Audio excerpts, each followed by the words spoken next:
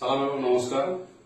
আমি পেশায় একজন শিক্ষক, কিন্তু ফেসবুক ইউজার, তবে ব্লগার না এবং চ্যানেল হোল্ডার না।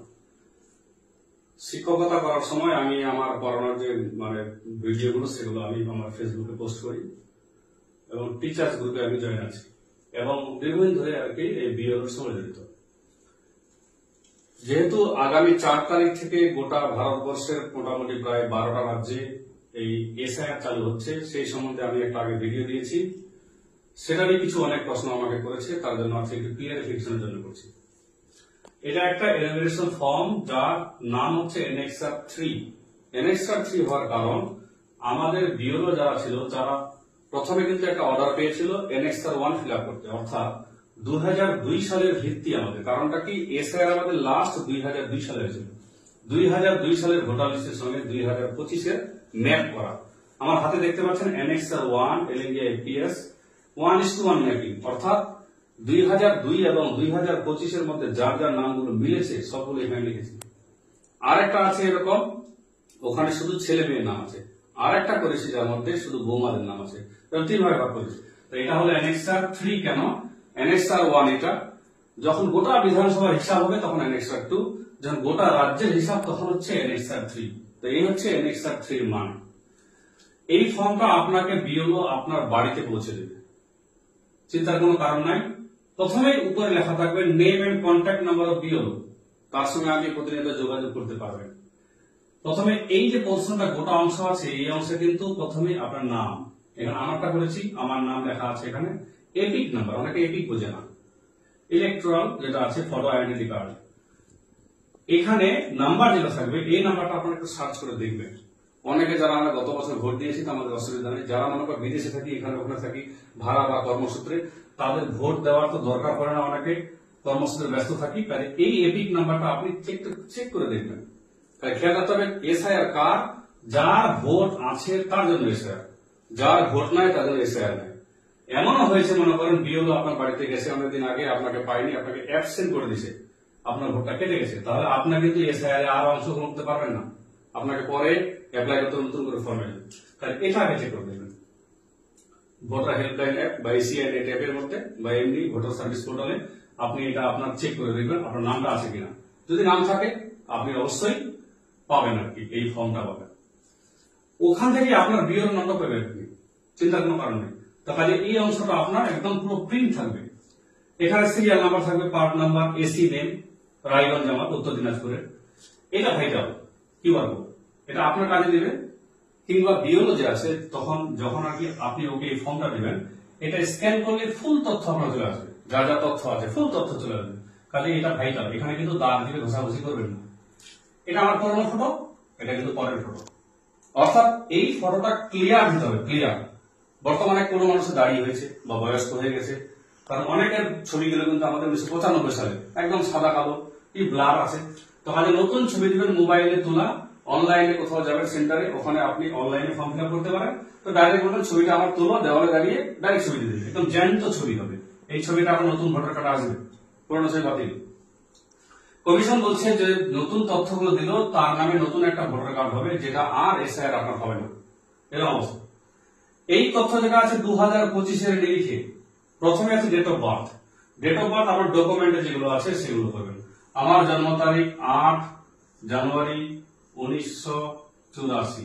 আশা রাখছি আগামী জানুয়ারি মাসে আমাকে অনেকে ফেসবুকে উইশ করবেন হ্যাপি বার্থডে। যদি হ্যাপি বার্থডে আমি মানাই না বিশেষ, কারণ মূল্যবান বয়স 1 বছর আমার জীবন থেকে কেটে যাচ্ছে। আধার নাম্বার অপশনাল, আধার নাম্বার দিলে ভালো, আধার নাম্বার এখানে দিবেন। আধার নাম্বার দিলেন, আধার নাম্বার আমার দিচ্ছি না এখানে। এই ফর্মটা আমি আগে দেখিয়েছি, কিন্তু কিছু কনফিউশন আছে, সেই কনফিউশন দূর করার জন্যই আজকে নতুন করে আপনাদের অনুরোধ করেছি। কিন্তু মেসেঞ্জারে আমি প্রায় 200 অ্যান্সার দিয়েছি কালকে রাত্রিবেলা 1টা পর্যন্ত, শরীর খুব খারাপ হয়ে গেছে। মোবাইল নাম্বার, এমন মোবাইল নাম্বার দিবেন যেটা আপনি ইউজ করেন, নতুন একদম দিবেন না। পরিবারের 3 জন আছে, একটাই নাম্বার দেন, অসুবিধা নাই, কিন্তু চলতি। এটা না যে ফ্রি সিম পেলাম, একটা আপনাকে বালতি দিয়ে গেল, নতুন সিম নিলেন, ওরম না। নতুন সিম নেওয়ার দরকার নাই, আপনি ভালো সিম নেবেন যেটা আপনার চলছে, কারণ এটার উপর নির্ভর করে টোটালটা ডিপেন্ড হবে। এখানে ওটিপি আসবে আপনার, এখানে আপনার নোটিশ আছে, আপনার মেসেজ যাবে। হিয়ারিং হলে এই যাই আপনার কন্ট্যাক্ট নাম্বার, বিএলও আপনার সঙ্গে এই নাম্বারে যোগাযোগ করবে বা বিডিও অফিস এই নাম্বারে যোগাযোগ করবে। কাজে এটা কিন্তু ভাইটাল, মোবাইল নাম্বার ভালো।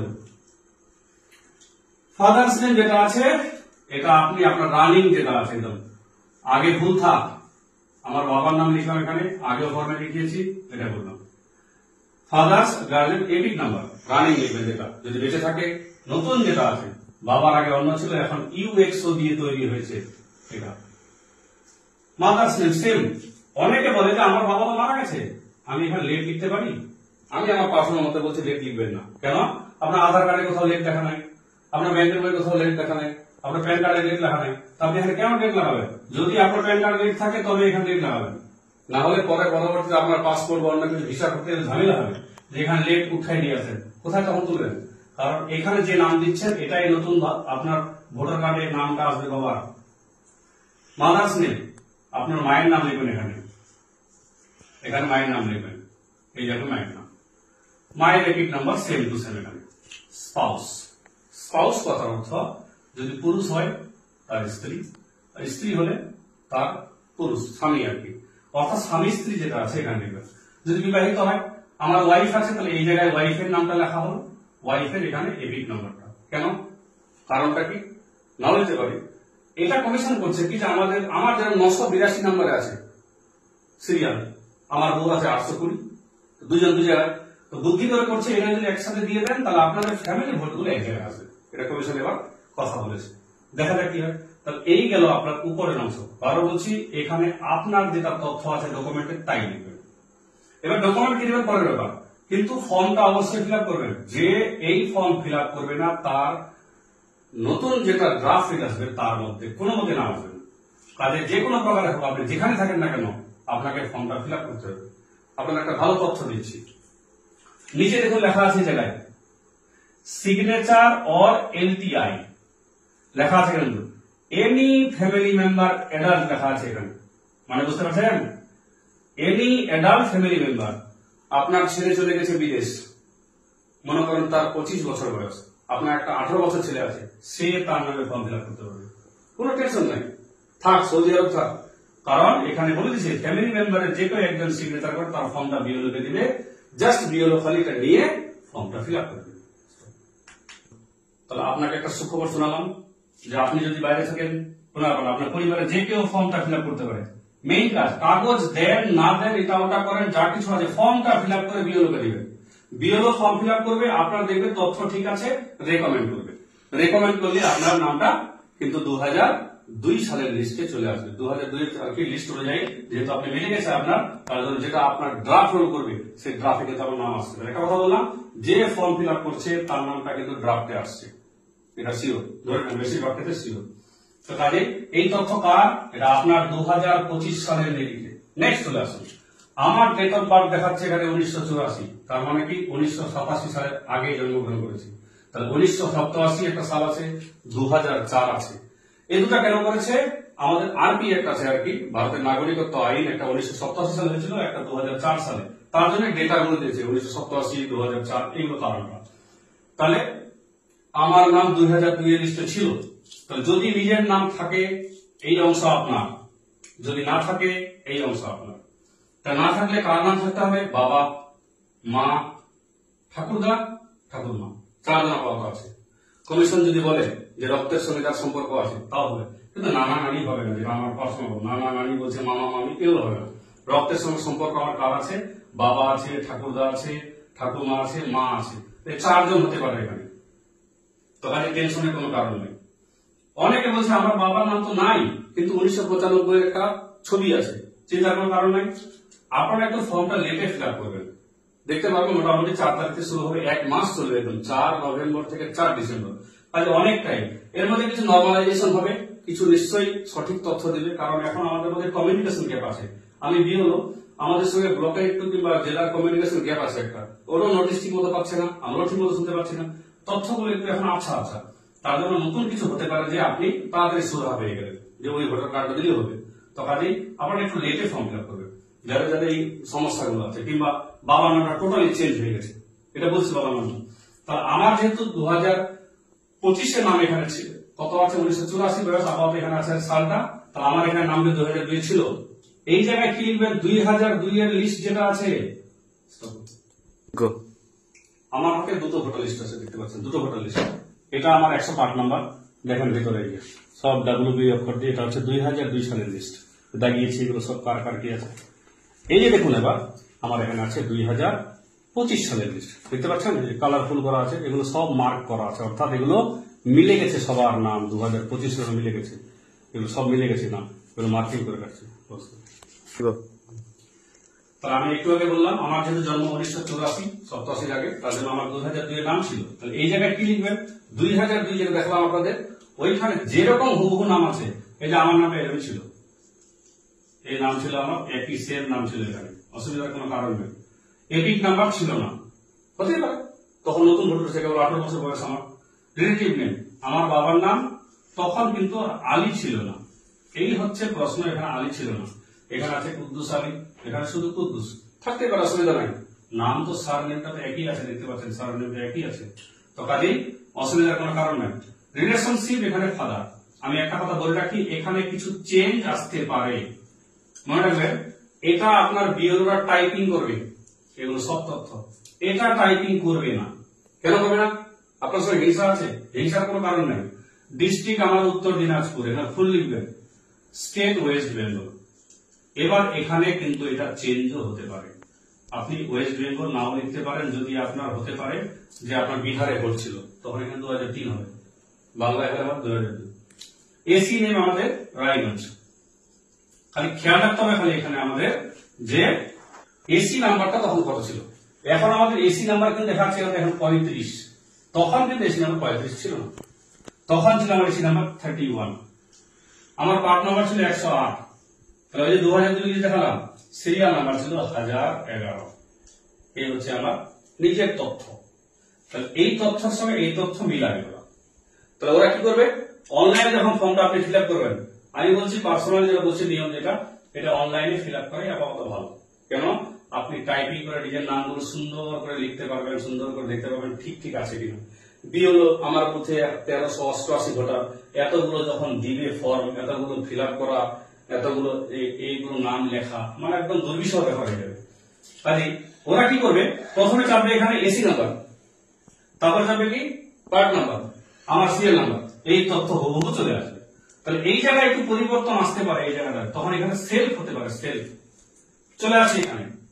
যদি আমার নাম মনে করেন 2002 এর লিস্টে ছিল না, তাহলে আমার বাবার নাম, বাবারও মনে করেন তখন ভোটার গাড়ি, বাবা মারা গেছে, তাহলে আমার ঠাকুরদার নাম, তাহলে হয় বাবা মা, না হলে ঠাকুরদা ঠাকুমা।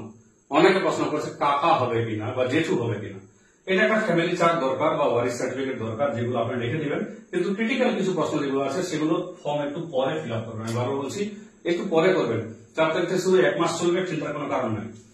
তো কাজেই এখানে বাবার নামটা হলো, তাহলে এই জায়গায় বাবার নাম লিখলাম, এই জায়গায় বাবার নাম। নেক্সট হচ্ছে এপিক নাম্বার, তখন আমার বাবার নামটা কিন্তু WB দিয়েছিল, WB05031 এরকম ডট ডট দিয়েছিল একটা।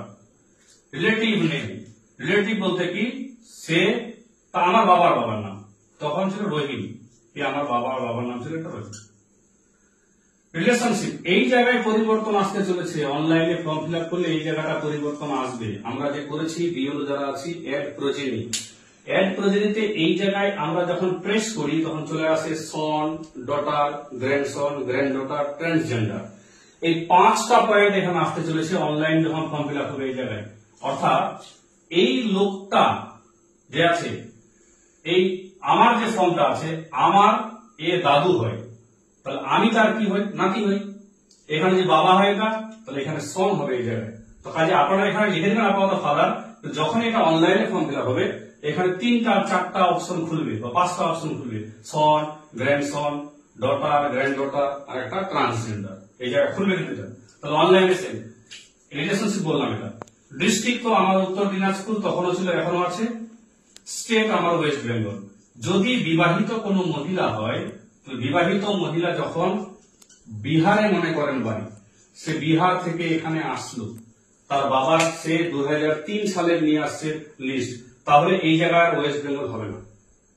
এখানে তখন ক্লিক করবে, এই জায়গায় ক্লিক করবে বিহার, বিহারে ক্লিক করার পরে বিহারের এসি নাম্বার, বিহারের পার্ট নাম্বার, তার বাবার যে ছিল এখানে সিরিয়াল নাম্বার যখন দিবে তখন বিহারের 2003-এর ফুল তথ্য চলে আসবে এখানে। তাহলে এই হচ্ছে এটা তথ্য। তাহলে একটা জিনিস মনে রাখবেন, অনেকে বলছেন আমার বাবার নাম ভুল, ছোটখাটো ভুল হতে পারে, কমল কান্ত দাস, কোথাও আছে কমল দাস, কিন্তু একটা লোকের নাম মন্টু হয়ে গেছে মুজিবর, তাহলে মুশকিল অবস্থায়। একটা নাম মন্টু থেকে মুজিবর কিভাবে হয়? এক্ষেত্রে এভিডেভিটের সম্ভাবনা আছে, ফার্স্ট ক্লাস রেজিস্ট্রি এভিডেভিট, কিংবা আপনি যে নামটা চেঞ্জ করেছিলেন। আমার কাছে এমন প্রশ্ন এসছে, কালকে মেসেঞ্জারে প্রায় মোটামুটি 200 থেকে 250 আমি রিপ্লাই দিয়েছি রাত্রিবেলা 1টা পর্যন্ত। একই প্রশ্ন, বাবার নাম ভুল। আমি একটাই কথা বলবো, বাবার নাম ভুল আছে, ছোটখাটো ভুল চলবে। আর বলছে আমার এপিক নাম্বার চেঞ্জ হয়ে গেছে। একটা মনে রাখবেন, নতুন এপিক নাম্বারের পিছনে, এটা বলা বলছি কিন্তু নতুন এপিক নাম্বারটা পিছনে দেখবেন, পিছনে কিন্তু পুরনো এপিক নাম্বার লেখা থাকে। তো কাজে প্রশ্ন কোনো মানে নেই। আর যদি আপনার বিওলো দক্ষ হয়, সে যদি আপনার নামটা পুরনো আর নতুনে ম্যাপ করে দেয়, তাহলে কোনো প্রশ্ন নেই। ম্যাপ কিন্তু ভালো জিনিস, ম্যাপ অনেক বিওলো করেছে, অনেক বিওলো সঠিক মানে ট্রেনিং না পাওয়ার জন্য করতে পারতেনি, করে উঠতে পারেনি ওরা। তো কাজে এই হচ্ছে তথ্য। এই জায়গায় যেটা বললাম ভাইটাল জিনিস, এটা আপনার পরিবারে যে কেউ কিন্তু সই করতে পারে। তো লোকটা যদি নিজে থাকে সে সই করবে, আর যদি লোকটা না থাকে তাহলে। কিন্তু বেশিরভাগ চেষ্টা করবো অনলাইনে যদি ফর্মটা ফিল আপ করা যায়, তাহলে কিন্তু আপনাদের এই তথ্যগুলো, এই বিশেষ করে এই অংশটা ঠিক নিখুঁত ভাবে আপনি দেখে নিতে পারবেন। অনলাইনে ফর্ম ফিল আপ করলে এটার একটা প্রিন্ট বেরোবে। এখানে বিওলোর সিগনেচার, আমার সিগনেচার আছে। এই লোকটা মনে করো বলতে আমি এখানে সিগনেচার করলাম, এখানে ফুল সিগনেচার করতে হবে, এরকম সিগনেচার করলে হবে না, এই জায়গায় এরকম করে সিগনেচার করতে হবে, সিগনেচার এই জায়গায় এখানে বিওলো সিগনেচার করে এরকম 2 কপি হবে। 1 কপি আপনার বিওলো আপনাকে দিবে, আর 1 কপি নিয়ে চলে যাবে। আমি আবারও বলছি, আপনার যে তথ্যগুলো সবগুলো দিবেন, দিয়ে যা অ্যাটাচমেন্ট আছে সেগুলো দিবেন। দেওয়ার পরে আপনার এই ফর্মটা যখন বিওলো আপলোড করবে, তো ওটা লেট হবে একটু। আপনি যদি অনলাইনে করে দেন, আপনার আপলোড হয়ে গেল। বিওলো শুধু ওখানে 2টা অপশন আছে বিওলোর কাছে, রিকমেন্ডেড, নট রিকমেন্ডেড। যদি আপনার তথ্য ভুল হয়, সে চিনেই না আপনাকে। এবার বলছি বিওলো কিন্তু এবার 60% বিওলো মোটামুটি প্রায় নতুন হয়েছে। তো কাজেই আপনার যেহেতু দরকার, আমাদের দরকার, তার জন্য আমরা যাব বিওলোর কাছে। একটু অপেক্ষা করবেন, 4 তারিখের পরে 8 দিন অপেক্ষা করবেন। তো বিওলোর নাম্বার জোগাড় করে নিয়ে তার কাছে যাবেন, কারণ সে তো চিনে না গ্রামটা কোথায়, এলাকাটা চিনে না। তো শহরতলি কিছু এলাকা এমন আছে যেখানে চিনি না যে কোথায় কোনটা কার বাড়ি। শহরতলি বিওলো গুলো খুব অসুবিধা।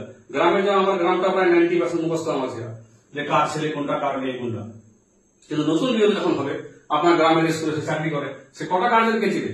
তো কাজে যদি এরকম হয়, তাহলে বিওলোর কাছে আপনি যাবেন, আপনি গিয়ে সবগুলো বলবেন যে আমার এই তথ্য আছে, ফিল আপ করলাম, তখন জমা দেবেন। একটা যে বারবার বলছি, যদি এনুমারেশন ফর্ম জমা দেন, তো আপনার লিস্টে নাম আসছে কোন জায়গায়, ড্রাফট লিস্টে। যদি এনুমারেশন ফর্ম জমা না দেন, আপনার ড্রাফট লিস্টে নাম কোনো মতে আসবে না। তো কাজে প্রথম টার্গেট হবে আমাদের এলাকাবাসীদের সবারই এগুলো জানিয়ে দেওয়া। আর ভুলভাল কিছু তথ্য যেগুলো আছে, অতিরিক্ত ক্রিটিক্যাল গুলো। আরেকটা বলছি, অনেকের 1995 সালের আছে ভোটার কার্ড, বাবার নামটা 2002 সালে নেই। চিন্তার কোনো কারণ নেই। আপনার 1995 মানে কি আগে আছে, এখানে অপশনটা আসবে না। তখন অনলাইনে করবেন, এটা অনলাইনে, বা এখানে লিখে 1995 সাল, তখন এটা অনলাইনে করলে এই অপশন গুলো আসবে। আর একটু এই অর্ডারের জন্য একটু অপেক্ষা করতে হবে। ব্লক একটু আমাদের সদুত্তর যখন দিবে, এর নিশ্চয়ই সুরাহা আছে।